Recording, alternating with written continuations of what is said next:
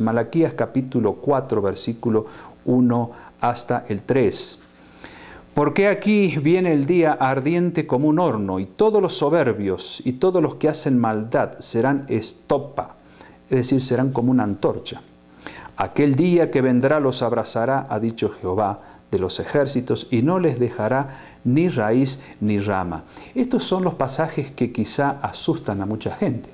Pero si usted presta atención, aquí habla de los soberbios, los que hacen maldad, o sea, gente que no se ha arrepentido, gente que no ha atesorado en su corazón a Jesús, y por lo tanto no pueden recibir otra cosa que la destrucción.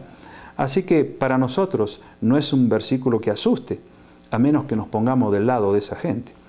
Y aquí dice que no les dejará ni raíz ni rama. En otras palabras, los malvados serán destruidos de tal manera que ni la raíz ni la rama quedará. La raíz del pecado es el diablo y las ramas son los seguidores. Ni raíz ni rama. La raíz será cortada y la rama también será destruida. Y acá habla de los salvados. Mas a vosotros los que teméis mi nombre, nacerá el sol de justicia, Jesús. Y en sus alas traerá salvación y saldréis y saltaréis como becerros de la manada. Esta es la alegría que manifestarán los salvados cuando Jesús venga. Y el 3 dice, hollaréis o pisaréis a los malos, los cuales serán ceniza bajo las plantas de vuestros pies en el día en que yo actúe, ha dicho Jehová de los ejércitos. ¿Cómo serán los malvados bajo las plantas de los pies de los salvados? Los malvados serán como ceniza. En otras palabras, no existirán más, serán destruidos en forma definitiva. En San Mateo capítulo 5, versículo 30, vamos ahí, tenemos que ver unos cuantos pasajes, amigos, porque sin duda es un tema que nos preocupa, o quizá no tanto, depende cómo hayamos asimilado la doctrina del infierno, pero yo creo que es importante conocer si es verdad lo que se pregona por ahí o no, porque podemos estar atentando contra el carácter de Dios. Dios es amor, dice 1 de Juan 4:8. Y por lo tanto nos preguntamos, ¿puede un Dios de amor castigar a una persona eternamente, sin descanso alguno, simplemente porque esa persona durante 60, 70, 80 años no quiso arrepentirse? Vamos al capítulo, dijimos, 5, sí, de San Mateo, versículo 30, donde Jesús dice algo que nos deja un poco perplejos quizá. 5:30. Vamos a leer desde el versículo 29 para entender mejor. Por tanto, si tu ojo derecho te es ocasión de caer, sácalo y échalo de ti, pues mejor te es que se pierda uno de tus miembros y no que todo tu cuerpo sea echado al infierno. Y el 30 dice, y si tu mano derecha te es ocasión de caer, córtala y échala de ti, pues mejor te es que se pierda uno de tus miembros y no que todo tu cuerpo sea echado al infierno. Lo que pueda quizá dejarnos un poco perplejo aquí es lo que dice Jesús al final, y no que todo tu cuerpo sea echado al infierno. Yo le hago una pregunta. Les hago una pregunta a ustedes, amigos. Cuando una persona muere, supongamos que es un malvado, ha sido un homicida, una persona que nunca le entregó a Jesús su corazón, murió. Si ustedes abren el cajón 2 o 3 o 10 días después, ¿lo van a encontrar ahí, sí o no? Ya tienen la respuesta, claro que sí. Un cuerpo descompuesto, pero el cuerpo está ahí. Y entonces, ¿por qué aquí dice Jesús, y todo tu cuerpo sea echado al infierno? Porque si creemos que el infierno realmente existe así como se lo enseña, entonces deberíamos pensar que ese homicida que está en el cajón ya no debería estar en el cajón, sino que todo su cuerpo estaría ahí sufriendo en el infierno y el cajón está vacío, cosa que nunca podríamos aceptar. ¿A qué se refería Jesús aquí con todo el cuerpo al infierno? Sencillamente a esto, amigos. Alrededor de los muros de la ciudad de Jerusalén existía lo que se llamaba el valle de Hinnom o Gehenna, donde había un basural que continuamente quemaba la basura que los judíos tenían que arrojar hacia afuera de la ciudad para evitar la contaminación. ¿Y qué pasaba con los impíos? Si había un ladrón, un asesino que era ejecutado por ser tal, entonces ese cuerpo, en vez de ser sepultado como corresponde, era tirado como un pedazo de basura ahí a ese basural fuera de los muros de Jerusalén. Y obviamente ese fuego siempre estaba ahí ardiendo, porque siempre había basura para quemar. Y por eso Jesús dice, cuidado, no vaya a ser cosa que por causa de tu mano o tu ojo, lo que sea, tú termines siendo un homicida o un pecador empedernido, termines siendo ejecutado por ser así y vaya en tu cuerpo al infierno, es decir, al basural. Fíjense qué interesante cuando vemos desde el punto de vista histórico también cada pasaje de la Biblia para evitar confusiones. Muy bien, vamos a ver otro versículo que encontramos en Apocalipsis 29. Nuestro libro de estudio, Apocalipsis, capítulo 20, versículo 9. Esto ya lo habíamos estudiado cuando hablamos del milenio y viene bien recordar lo que dice estos dos últimos versículos. Y subieron sobre la anchura de la tierra y rodearon el campamento de los santos y de la ciudad amada, hablando de cuando resucitan los malvados después del milenio, después que Jesús establece su reino aquí en la tierra, y Satanás los engaña, forma una gran batalla con ellos, y dice que de Dios descendió fuego del cielo, ¿y qué dice después? Y los consumió.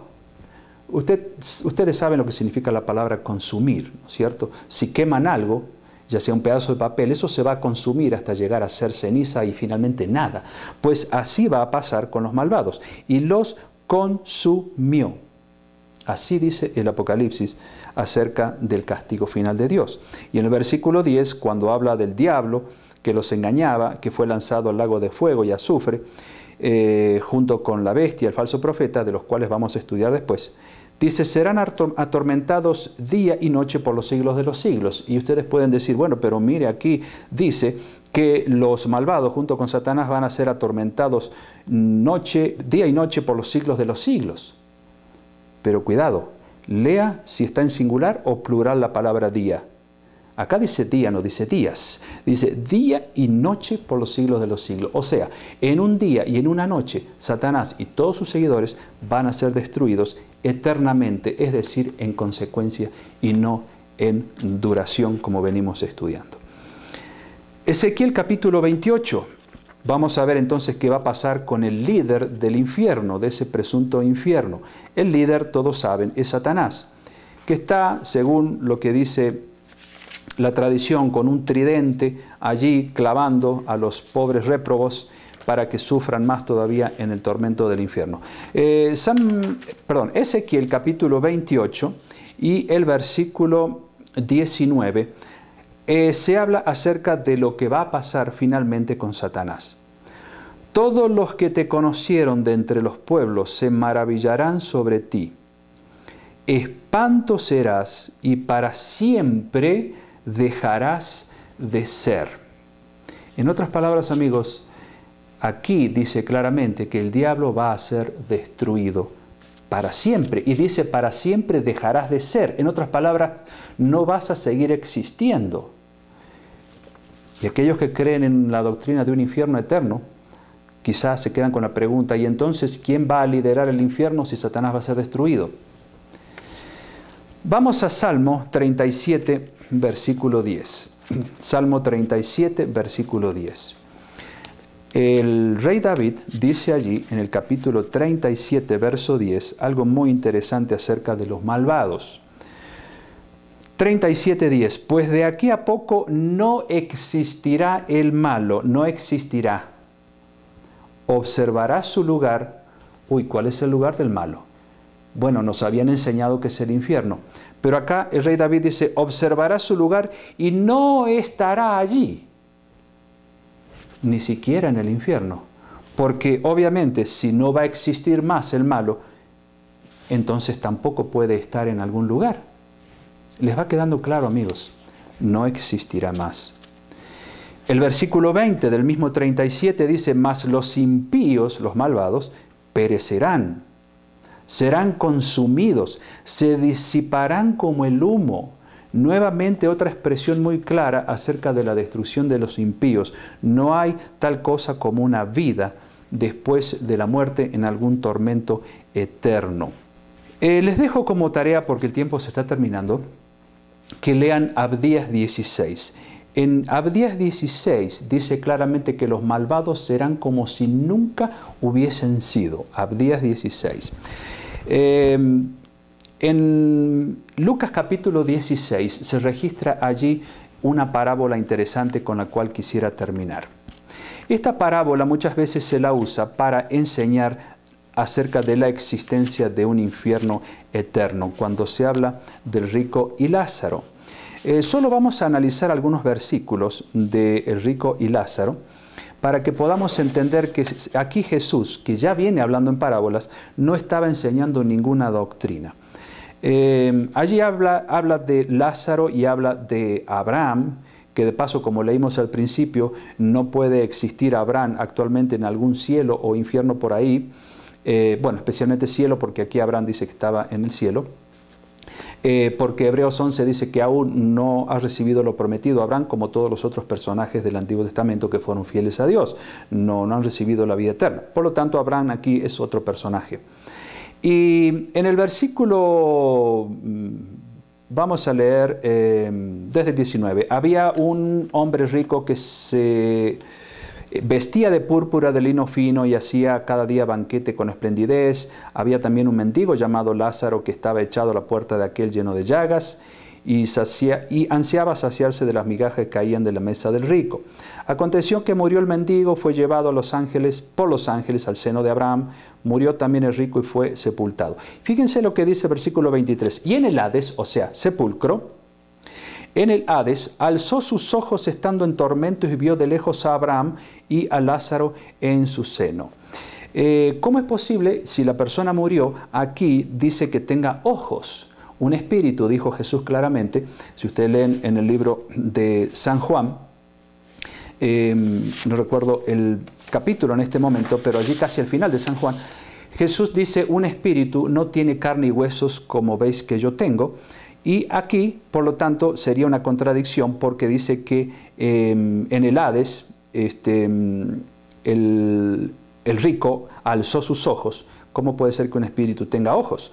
Luego dice que 24, entonces dando voces, él dijo, Padre Abraham, ten misericordia de mí y envía a Lázaro para que moje la punta de su dedo en agua y refresque mi lengua. Aquí dice que esta persona tiene dedo, tiene lengua, pero un espíritu no tiene carne ni huesos.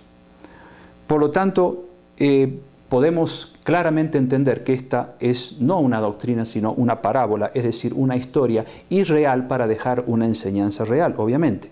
Luego habla en el versículo 26 de una gran cima que está puesta entre nosotros, es decir, entre el cielo y el infierno. De manera que los que quisieran pasar de aquí a vosotros no pueden, ni de allá pasar para acá. Amigos, un espíritu no tiene ningún impedimento para trasladarse de un lugar a otro, como un ángel. Sin embargo, acá dice sí que hay impedimento. ¿Cómo es posible si un espíritu no tiene este impedimento? Aquí sí aparece un impedimento. Y si seguimos analizando la parábola de rico y Lázaro, amigos, vamos a entender que se trata de un cuento, de una historia, de una enseñanza griega en el tiempo de Jesús, que Jesús la toma para dejar una enseñanza clara para los ricos opresores, aquellos ricos que se aprovechan de los pobres, que a la larga el rico opresor tendrá su recompensa, la destrucción eterna, y los justos, como aquel mendigo, tendrá la vida eterna. Pero nunca se puede construir una doctrina basada en una parábola, porque eso es imposible. Bueno, amigos, seguramente tendrán algunas otras dudas. Usen el blog, escriban allí sus preguntas, sus inquietudes, y con gusto habremos de responder en la medida que Dios nos dé sabiduría. Así que vamos a terminar, y el próximo tema será tan apasionante como este, pero qué bueno sería que terminemos con una oración. Querido Dios, gracias te damos por toda esta luz maravillosa que encontramos en tu palabra para entender estos temas que muchas veces no son bien comprendidos por no estudiarlos en detenimiento. Por eso te damos gracias, porque tu Espíritu nos lleva a la verdad. Bendice a mis amigos, bendice a sus seres amados, bendícelos en todo lo que ellos hagan. Y Señor, danos un lugar para cuando Jesús venga podamos entrar al reino de los cielos, donde nunca más existirá el mal y viviremos para siempre contigo. En el nombre de Jesús, amén.